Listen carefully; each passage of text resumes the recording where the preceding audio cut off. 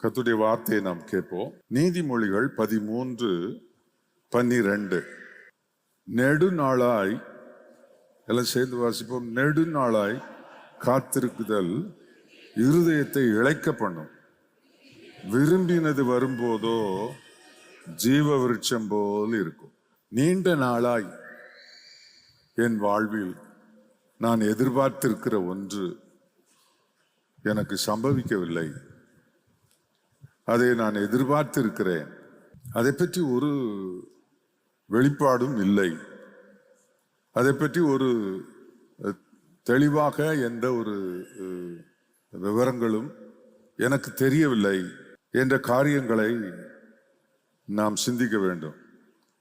அதற்கு தேவன் நமக்கு கொடுக்கிற வாக்குத்தத்தம் எரேமியா தீர்க்கதரிசியின் புஸ்தகம் 29ஆம் அதிகாரம் 11ஆம் வசனம்.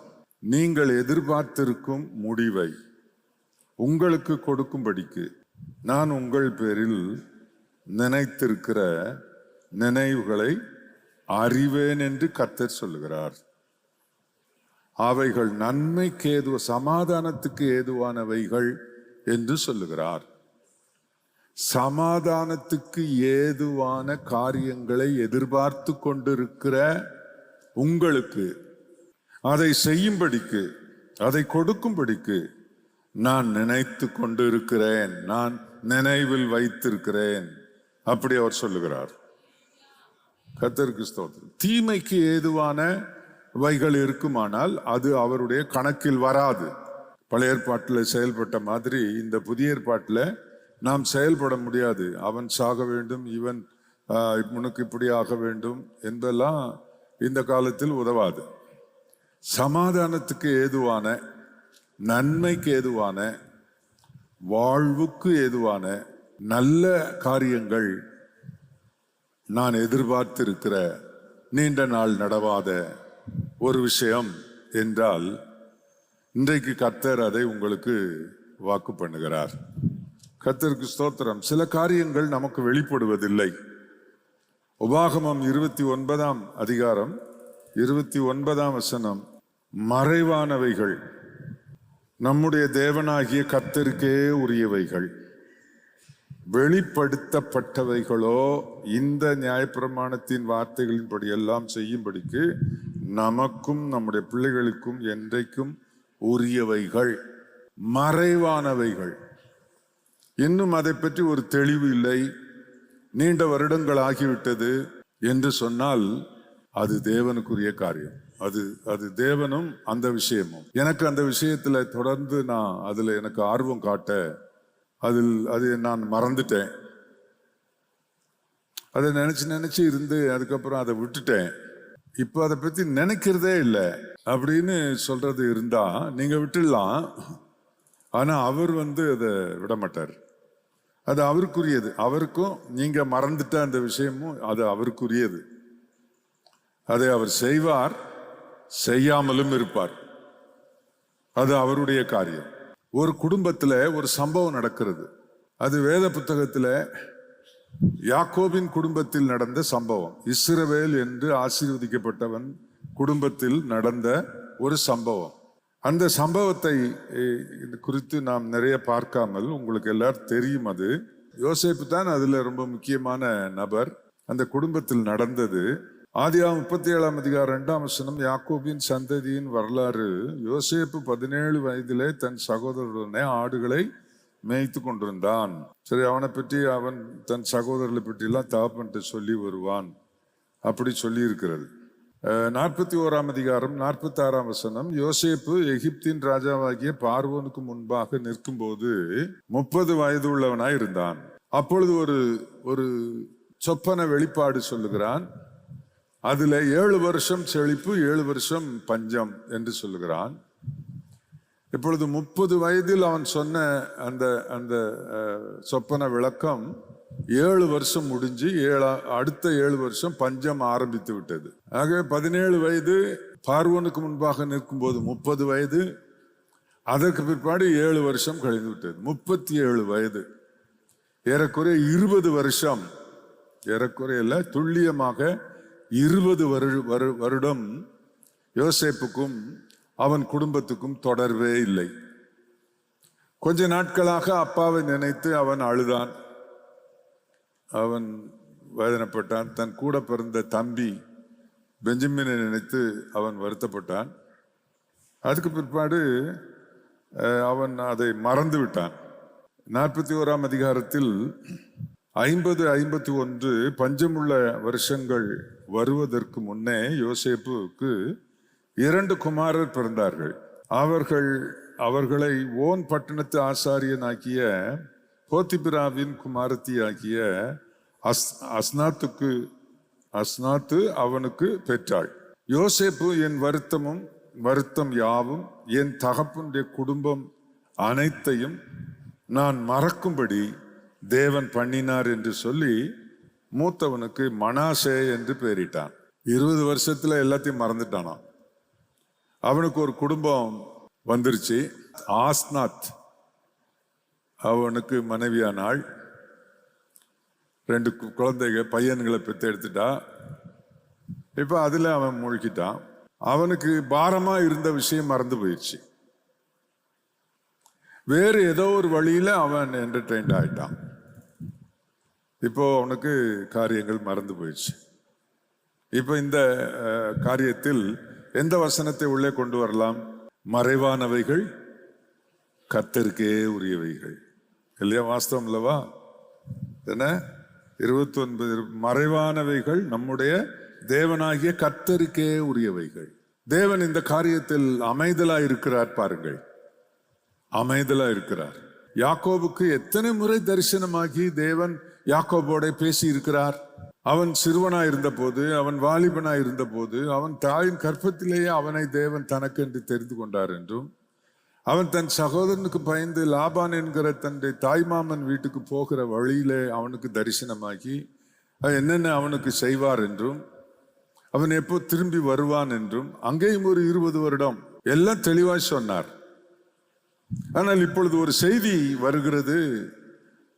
யோசேப்புடைய பலவர்ண வஸ்திரம், அங்கி, இரத்தம் தோய்ந்த வஸ்திரம் கிழித்து இரத்தம் தோய்ந்த வஸ்திரம் கொண்டு வரப்படுகிறது. அதை பார்க்கிறான். அதை பார்த்ததும் அவன் ஒரு முடிவுக்கு வருகிறான். என்னுடைய அருமை மகன் யோசேப்பை ஏதோ மிருகம் பீறி போட்டது. இறந்து போய்விட்டான் என்று அவன் அறிக்கை பண்ணவில்லை. ஏதோ ஒரு மிருகம் அவனை பீறி போட்டது. 20 வருஷம் அவனும் தன் மகனை நினைத்து நினைத்து நினைத்து அழுது அழுது அவரும் ஒரு வகையா செட்டில் ஆயிட்டார். இந்த 20 வருஷத்துல ஒரு ரெவலேஷன் கூட இந்த தேவனுடைய மனுஷன் யாக்கோபா இருந்து இஸ்ரவேல் ஆக்கப்பட்ட இந்த மனுஷனுக்கு தேவன் சொல்லல. பாருங்க, ஒரு சொப்பனத்திலேயாவது உன் மகன் யோசேப்பு உயிரோட தம்பா இருக்கான், அவனை பாரு, என்னவானா ஆக்க போறேன் பாரு, உன் பிள்ளை இல்ல, ஆசீர்வதிக்கப்பட்ட இஸ்ரவேலின் மகன் அல்லவா, அவனை நான் விடுவேனா? ஏதாவது பேசி இருக்கணும்ல. ஒரு பெரிய அமைதல். 20 ஆண்டுகள் எல்லாருமே எல்லாவற்றையும் மறந்து விடுகிற அளவுக்கு நீண்ட காலம் சம்பவியாத சில காரியங்கள், நீண்ட காலம் 20 ஆண்டுகளாய் இல்லாமல் இருக்கலாம், சில வருடங்களாக இருக்கலாம். உங்கள் வாழ்க்கையில் நீங்கள் மறந்து போனவைகளாக இருக்கலாம், அல்லது நீங்கள் எதிர்பார்த்து கொண்டிருக்கிற ஒரு நல்ல சமாதானத்துக்கு ஏதுவான ஒரு விஷயமா இருக்கலாம். கர்த்தருக்கு மகிமை உண்டாவதாக. தேவன் அதை நமக்காக செய்வதற்கு அவர் முன் வருகிறார். அதைத்தான் நாம் வாசித்தோம் எரேமியாவில். கர்த்தர் நமக்காக அவர் அதாவது நீ எதிர்பார்த்திருக்கும் முடிவை உனக்கு கொடுப்பதற்கு. நீண்ட காலம் ஆனதினால் ஒருவேளை நீ மறந்திருக்கலாம். பலவிதமான வேறு வழியில் நீங்க செட் ஆயிருக்கலாம். ஆனா தேவன் அந்த காரியத்தை அவர் கையில் எடுக்கிறார். பாருங்க, இவன் ராஜாவுக்கு அடுத்த ஸ்தானத்தில் யோசேப்பு இருக்கிறான். நல்ல பையன்ல, நல்ல ஜெபம் பண்றவன், நல்ல கர்த்தருக்கு பிரியமான பையன். அவனை கைவிட்டுருவாரா? அவன் இப்போ ரொம்ப உன்னதமான நிலையில் இருக்கிறான். இப்ப பாருங்க, அவனுடைய சகோதரர்கள் அங்க வர்றாங்க. இதுதான் அங்க இருக்கிற சர்ப்ரைஸ். நிறைய சர்ப்ரைஸ் கொடுக்கிறார் ஆண்டவர்.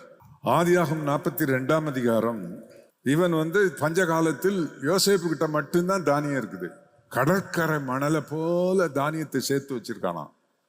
அவங்ககிட்ட மட்டும்தான் தானியம் இருக்குது. யாக்கோபின் குடும்ப விஷயத்தில் தேவனுடைய இடைப்பாடு, தேவனுடைய அவர் என்றுவன் அவர் தலையிட்ட விஷயம். எதுல அவர் தலையிடல? நம்முடைய குடும்ப விஷயங்களில் எதுல அவர் தலையிடல? தீமையில் மட்டும் தலையிட மாட்டாராம். மற்ற சமாதானத்துக்கு ஏதுவான எல்லாவற்றிலும் அவர் தலையிடுவாராம். பர்சனலா இருக்கலாம், உங்க ஃபேமிலி சம்பந்தமா இருக்கலாம், அல்லது உங்கள் குடும்பங்களின் சம்பந்தமானதாக இருக்கலாம். கர்த்தர் அவைகளை மனதில் வைத்திருக்கிறார். உங்க அப்பா காலத்தில் நடந்ததாக இருக்கலாம். நீண்ட காலம் நடக்க வேண்டிய நீதி மறைக்கப்பட்டதாக இருக்கலாம். ஒரு நீதி மறைக்கப்பட்டிருக்கிறது, அது அவ்வளவுதான் என்று நீங்கள் நினைத்திருக்கலாம். ஈசாயின் அடிமரத்தில் இருந்து ஒரு துளிர் தோன்றி அவைகளிலிருந்து ஒரு கிளை எழும்பி செழிக்கும் என்று சொல்லி இருக்கிறபடி எந்த நீதியையும் நீர்த்து போக விடாத தேவன் நம்முடைய தேவன். எந்த நீதியும் நிலைநாட்டுகிறவர். நாட்கள் கடந்து சென்றாலும் அதை நிலைநாட்டுகிறவர்.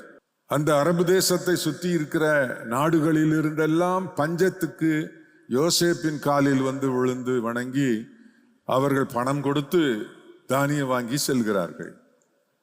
யோசேப்பின் சகோதரர் 42:3 யோசேப்பின் சகோதரர் 10 பேர் தானியம் கொள்ள எகிப்துக்கு போனார்கள். 6ஆம் வசனம், யோசேப்பு தேசத்துக்கு அதிபதியாயிருந்து தேசத்தின் ஜனங்கள் யாவருக்கும் விற்றான். யோசேப்பின் சகோதரர் முகங்குப்புற தரையிலே விழுந்து அவனை வணங்கினார்கள். இது 20 வருஷத்துக்கு முந்தி சொல்லப்பட்ட சொப்பனம். இந்த சொப்பனம் நிறைவேறும் என்று எண்ணமே இல்லை யாருக்கும். இந்த சொப்பனத்தை கேட்டவர்களும் மறந்து போனார்கள், சொன்னவனும் மறந்து போனான். ஆனால் தேவன் சொன்னதை நிறைவேற்றுகிறார் பாருங்கள். கர்த்தருக்கு மகிமை உண்டாவதாக. 7ஆம் வசனம், யோசேப்பு அவர்களை பார்த்து தன் சகோதரர் என்று அறிந்து கொண்டான். எப்படி இருந்திருக்கும் அந்த சர்ப்ரைஸ் அவனுக்கு? அப்படியே மெய் செலுத்திருக்கும். உள்ள எஜிப்சியன் ட்ரெஸ் எல்லாம், அதிபதி ஆடைகள் எல்லாம் அணிந்திருப்பான். ஆனால் உள்ளூர அவனுக்கு அப்படியே வேர்த்திருக்கும். அறிந்து கொண்டான். அறிந்தும் அறியாதவனை போல் கடினமாய் அவர்களோட பேசி, நீங்கள் எங்கிருந்து வந்தீர்கள் என்று கேட்டான். அதற்கு அவர்கள் கானான் தேசத்தின் தானியம் கொள்ள வந்தோம் என்றார்கள். 8ஆம் வசனம், யோசேப்பு அவர்களை தன் சகோதரர் என்று அறிந்தும் அவர்கள் அவனை அறியவில்லை. 9ஆம் வசனம் பாருங்கள், யோசேப்பு அவர்களை குறித்து தான் கண்ட சொப்பனங்களை நினைத்து. இப்ப ஞாபகம் வந்துருச்சுங்க. இப்ப தேவன் சொன்னதெல்லாம் ஞாபகம் வந்துருச்சு. நீங்க சின்ன பிள்ளையா இருக்கும் போது நடந்திருக்க வேண்டிய ஒரு சம்பவம் நீங்க மறந்துட்டீங்க. உங்க அப்பா அம்மா இறந்துட்டாங்க. அந்த நீதி தேவனுடைய கோர்ட்ல, ஆண்டவருடைய நீதி உள்ள நியாயாதிபதியா இருக்கிற அவருடைய கோர்ட்ல இன்னும் இருக்குது. ஜட்ஜ்மெண்ட் வரும். ஒரு நாள் தீர்ப்பு வரும். ஒரு நாளும் நீதி மங்கி போக, மழுங்கி போக, மக்கி போக அவர் விடவே மாட்டார். நீதியை நிலைநிறுத்தும் நியாயாதிபதி நம்முடைய ஆண்டவராகிய இயேசு கிறிஸ்து, நம்முடைய தேவாதி தேவன்.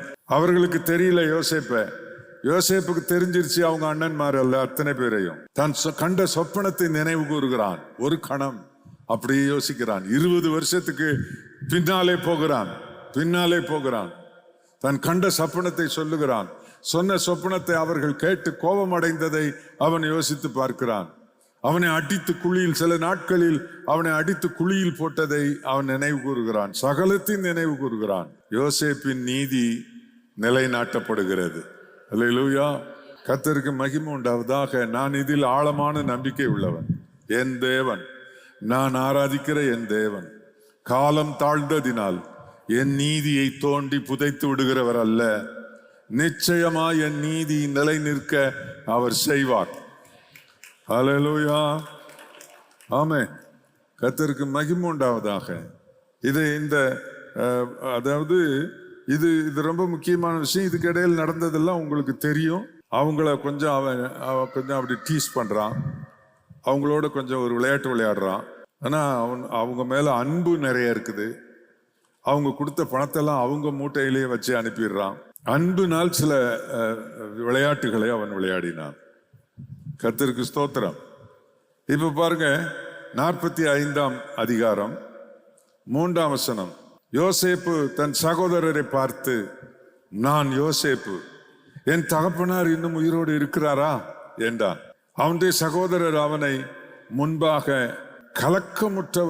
முற்றிருந்ததினாலே அவனுக்கு உத்தரவு சொல்லக்கூடாமல் இருந்தார்கள். பிரமித்து போனாங்க. நான் தான் யோசேப்பு. ஆள் பார்த்தா எஜிப்சியன் அதிபதி ட்ரெஸ் போட்டிருக்கிறான். அவன் ஷேவ் பண்ணி இருக்கிறதெல்லாம் பார்த்தா எஜிப்சியன் தாடி எல்லாம் இருக்குது. அவனுக்கு எஜிப்சியன் போட்டிருக்கிற கிரவுன் அவன் தலையில இருக்குது. ட்ரெஸ் அப்படி இருக்குது. ஆனா ஃபேர் சாப் அவன், அது அப்படி இருக்குது. அவன் அவ்வளவு அழகா இருப்பான். அதுல மாற்றல. ஆனா யோசேப்பை கண்டுபிடிக்க முடியல. 20 வருஷத்துல அவன் மாறி போனான். கர்த்தருக்கு மகிமை. கொஞ்சம் குண்டாயிருப்பான். இப்போ நல்ல சாப்பாடுலாம் கிடைச்சிச்சு இல்லையா? போத்திபார் வீட்டுல சாப்பிட்டது அப்படி நல்லா கொஞ்சம் ஆளு வண்ணம் ஆயிட்டான். 4ஆம் வசனம் பாருங்கள். அப்பொழுது யோசேப்பு தன் சகோதரரை நோக்கி, என் கிட்ட வாருங்கள் என்றான். அவர்கள் கிட்ட போனார்கள். அப்பொழுது அவன், நீங்கள் எகிப்துக்கு போகிறவர்களிடத்தில் விற்று போட்ட உங்கள் சகோதரனாய் யோசேப்பு நான் தான். என்னை இவ்விடத்தில் வரும்படி விற்று போட்டதினால் நீங்கள் சஞ்சலப்பட வேண்டாம். இது உங்களுக்கு விசனமாயிருக்கவும் வேண்டாம். ஜீவரட்சணியை செய்யும்படிக்கு தேவன் என்னை உங்களுக்கு முன்னே அனுப்பினார் அப்படி சொல்றான். இருந்தாலும் அவங்களுக்குள்ள 14ஆம் வசனம் பாருங்க. தன் தம்பியாகிய பென்யமீனின் கழுத்தை கட்டி கொண்டு அழுதான். பென்யமீனும் அவன் கழுதை கட்டி கொண்டு அழுதான். பின்பு தன் சகோதரர் யாவரையும் முத்தம் செய்து அவர்களையும் கட்டி கொண்டு அழுதான். அதற்கு பின்பு அவன் சகோதரர் அவனோடு சம்பாஷித்தார்கள். பேசுற நிலைக்கு வந்தாங்க. ஆனா கடைசி வரைக்கும் அந்த பயம், அவனை பற்றிய பயம் அவர்களை விட்டு போகவே இல்லை. கர்த்தருக்கு மகிமை உண்டாவதாக. இதுல இதை விட பெரிய விஷயம் என்னன்னு சொன்னா, தகப்பனார் சாப்பிட்றான், கொஞ்ச நாள் தான் இருக்குது. அவன் மறந்தானா தெரியாது. அவன் துக்கத்துல அந்த ரத்தம் தோய்ந்த வஸ்திரத்தை இன்னும் பத்திரமா வச்சிருக்கிறானா? 20 வருஷம் ஆயிடுச்சு. அவன் ஒரு முடிவுக்கு வந்துட்டான். அவன் செத்து போயிட்டான். அவன் இருக்க மாட்டான். இதுக்கு மேல எங்க இருக்க போறான் அப்படி என்று. 45ஆம் அதிகாரம் 25ஆம் வசனம் பாருங்கள். அவன் எகிப்தில் இருந்து போய் கானான் தேசத்திலே தன் தகப்பனாகி யாக்கோபிடத்தில் வந்து, அவர்கள் எகிப்தில் இருந்து போய் கானான் தேசத்திலே தங்கள் தகப்பனாகி யாக்கோபிடத்தில் வந்து, யோசேப்பு உயிரோடு இருக்கிறான், அவன் எகிப்து தேசத்துக்கெல்லாம் அதிபதியா இருக்கிறான் என்று அவனுக்கு அறிவித்தார்கள். அவன் இருதயம் மூர்ச்சை அடைந்தது. என்ன சர்ப்ரைஸ் இல்ல? ஆஃப்டர் 20 இயர்ஸ், இது இருக்கலாம், மேபி 25 இயர்ஸா இருக்கலாம், அதாவது 20 வருஷத்துக்கு மேல 1-2 வருஷம் இருக்கலாம். இப்போ ஒரு கேள்வி இங்க வருது. ஏன்பா இந்த கிழவனை போட்டு இத பாடுபடுத்தினீங்க? அவன் உங்கள்கிட்ட தானியம் கேட்டானா, வெல்த் கேட்டானா, அது ஏதாவது கேட்டானா? அவன் பிள்ளை உயிரோட தான் இருக்கிறானா? அவனுக்கு மட்டும் ரகசியமா கொஞ்சம் சொல்லியிருந்தீங்கன்னா அவன் கொஞ்சம் தெம்பா இருந்திருப்பான்ல. மறைவானது தேவனுக்கே உரியது. ஏன் இப்படி செய்தீர் என்று கேள்வி கேட்க நமக்கு உரிமை இல்லை. அவருடைய உரிமையில நாம் தலையிடவே கூடாது, தலையிட முடியாது, பதில் கிடைக்காது. ஏன் 20 வருடம் மௌனமாய் இருந்தீர் தேவனே? இந்த வயதான நம்முடைய மகன் தாசன் இஸ்ரவேலை இப்படி நோகடித்தீரே. எத்தனை நாள் நீங்கள் வேதனையில் இருக்கிறீர்கள்? நீண்ட நாட்கள் சில விஷயங்களில் உங்களோட மனம் குமரி கொண்டு நீங்கள் வேதனையில் இருக்கிறீர்களா? அதை பற்றி எத்தனை ஜெபம் பண்ணியும் ஒரு பதிலும் கிடைக்கலையா? எதுவுமே கர்த்தர் செய்யலையா? சும்மாவே இருக்கிறாரா? யோசேப்பு என்னெல்லாம் சொன்னான்? ஒரு மிருகம் அடிச்சு போட்டுருச்சு அப்படித்தான் சொன்னான் தவிர தேவனை அவன் தூசிக்கவே இல்லை. வேதம் எப்படி சொல்லி பாருங்க. அவன் இருதயம் மூர்ச்சை அடைந்தது. அப்படியே மூச்சு நின்று வச்சான். என்ன மாதிரி சர்ப்ரைஸ்! இந்த நாட்களில் கர்த்தர் நம்முடைய வாழ்க்கையில் நடவாத எத்தனையோ காரியங்களை அவருடைய வழக்கில், அவருடைய விசாரிப்பில் வைத்திருந்தவைகள் நிறைவேற்றுவார். நீங்கள் எதிர்பார்த்திருக்கும் முடிவை உங்களுக்கு கொடுக்கும்படி அவர் உங்கள் மேல் நினைவாயிருக்கிறார். நிச்சயமா செய்வார். 27ஆம் வசனம். அவர்கள் யோசேப்பு தங்களுடனே சொன்ன வார்த்தைகள் யாவையும் அவனுக்கு சொன்ன போதும், தன்னை ஏற்றி கொண்டு போகும்படி யோசேப்பு அனுப்பின வண்டிகளை அவன் கண்டபோதும், அவர்களுடைய தாப்பனாக்கிய யாக்கோபின் ஆவி உயிர்த்தது. அப்பொழுது இஸ்ரவேல், என் குமாரனாகி யோசேப்பு இன்னும் உயிரோடு இருக்கிறானே, இது போதும், நான் மரணம் அடையும் முன்னே போய் அவனை பார்ப்பேன் என்றான். இப்ப நான் ரெடி ஆயிட்டேன், இனி நான் மரணம் அடையினாலும் ரெடி அப்படின்னு சொல்றான். கர்த்தருக்கு ஸ்தோத்திரம். 46ஆம் அதிகாரம் 29-30 யோசேப்பு தன் ரதத்தை ஆயத்தப்படுத்தி அதன் மேல் ஏறி தன் தகப்பனாகி இஸ்ரவேலை சந்திக்கும்படி போய் அவனை கண்டு அவனுடைய கழுத்தை கட்டி கொண்டு வெகு நேரம் அவன் கழுத்தை விடாமல் அழுதான். இது ஏன் பைபிள்ல எழுதியிருக்குன்றத கொஞ்சம் யோசிக்கணும். இது ஏன் பைபிள்ல எழுதியிருக்கு? ஒரு கதை எழுதவா, சண்டே ஸ்கூலுக்கு கதை எடுக்கவா எழுதியிருக்கு? அப்பொழுது இஸ்ரவேல் யோசேப்பை பார்த்து, நீ இன்னும் உயிரோடு இருக்கிறாயே, நான் உன் முகத்தை கண்டேன், இனி உன் முகத்தை கண்டேன், எனக்கு இப்போது மரணம் வந்தாலும் வரட்டும், இனிமே சாகத்துக்கு நான் ரெடிப்பா. இவ்வளவு நாள் எனக்கு உயிர் கொடுத்து கடவுள் வச்சிருந்தாரு, உன்னை பார்க்கறதுக்கு தான் போல. எப்படி இருந்திருக்கும் அந்த சர்ப்ரைஸ் அவங்களுக்கு? கழுத்தை கட்டி பிடிச்சிக்கிட்டு வெகு நேரம் ஆச்சரியப்படும்படியான காரியங்களை தேவன் நமக்கு செய்கிறவராக இருக்கிறார். கர்த்தருக்கு ஸ்தோத்திரம். இப்படி தேவன் சொல்லி நீண்ட நாள் நடவாத சில சம்பவங்கள் எல்லாம் வேதத்தில் இருக்கிறது. இதை நான் உங்களுக்கு கண்டிப்பாக உணர்த்தி காட்ட வேண்டும். யோசேப்பின் வாழ்க்கையில், யாக்கோபின் வாழ்க்கையில் என்ன மறந்து போய்விட்டார்கள் என்று எண்ணக்கூடிய விஷயங்களை தேவன் உயிரூட்டினார். பாருங்கள், எவ்வளவு பெரிய விஷயம். இந்த சரித்திரத்தை நான் பல முறை வாசித்திருக்கிறேன். ஆனால் இந்த தியானத்தோடு வாசித்த போது எனக்கு கண்ணீர் வந்தது. அந்த ஒவ்வொரு சர்ப்ரைஸும், யோசேப்பின் காலில் சகோதரர் விழுந்தது, அவர்களை யோசேப்பு தன் சகோதரர் என்று கண்டு அறிந்து கொண்டது, யோசேப்பின் சகோதரர்களுக்கு தன்னை ரிவீல் பண்ணது, யோசேப்பு உயிரோடு இருக்கிறான் செய்தியை அவன் சகோதரர்கள் போய் அப்பாவுக்கு சொன்னது, அவன் புறப்பட்டு வந்தது, யோசேப்பு தகப்பனை பார்த்து கட்டி பிடிச்சி. இது நடந்த சம்பவம். நான் ஒரு சம்பவத்தை உங்களோடு பகிர்ந்து கொள்கிறேன். நீண்ட நாட்களாய் நம்முடைய வாழ்க்கையில் நிறைவேறாத காரியங்கள் இருக்கிறது. நீதிமொழிகள் 13:12 வாசித்தோமே, நெடுங்காலமாய் காத்திருக்குதல் இருதயத்தை இளைக்க பண்ணும், விரும்பினது வரும்போதோ ஜீவபுருட்சம் போல் இருக்கும். நீங்கள் எதிர்பார்த்திருக்கிற முடிவை, சமாதானத்துக்கு ஏதுவான முடிவை உங்களுக்கு கொடுக்கும்படி நான் உங்கள் பேரில் நினைவாயிருக்கிறேன் என்று கர்த்தர் சொல்லுகிறார். அது என்ன? பிலிப்பியருக்கு பரிசுத்த பவுல் எழுதின நிருபம் 3ஆம் அதிகாரம் 20ஆம் வசனம்.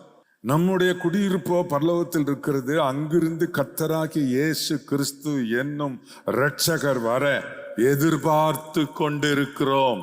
2000 ஆண்டுகளுக்கு முன்னதாக சொல்லப்பட்ட ஒரு வாக்குத்தத்தம் மறக்கப்படாமல் இன்றைக்கு வரைக்கும் சொல்லிக் கொண்டிருக்கும் வாக்குத்தத்தம். நன்ற கவனியுங்கள்.